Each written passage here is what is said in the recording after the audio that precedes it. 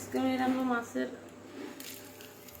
রসা আর দিলাম তেজপাতা, শুকনো লাল,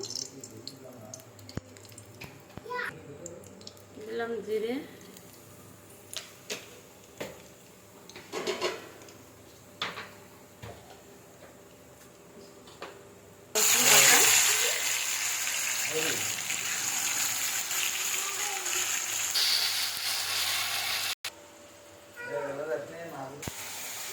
মশলাটা একটু ভাজা ভাজা হয়ে গেছে, তেল ছেড়ে দিচ্ছে, দিলাম একটু জল মশলাটা ভাজার জন্য,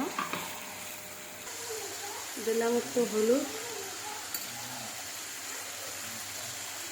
একটু দিলাম ধনের গুঁড়ো, দিলাম একটু লবণ, দিলাম একটু চিনি,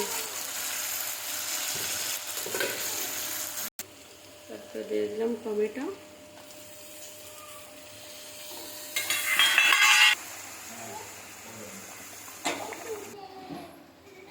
এখন কাটবো ধনে পাতা তরকারির জন্য।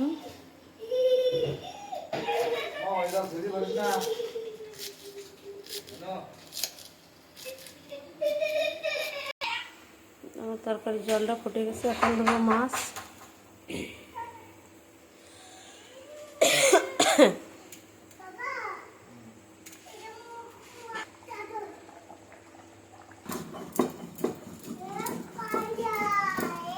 এবার দিয়ে দিচ্ছি গরম মশলা। রান্না হয়ে গেছে, দিলাম ধনে পাতা, সবার লাস্টে দিয়ে দিলাম একটু বাটার। বাটার দিলেও হবে, ঘি দিলেও হবে, আমাদের ছিল না ঘি, তাই আমি দিলাম একটু বাটার।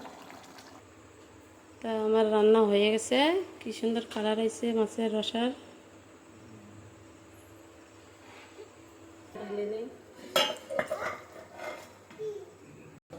আমার মাছের রসা হয়ে গেছে, কে কে খাবে চলে আসো।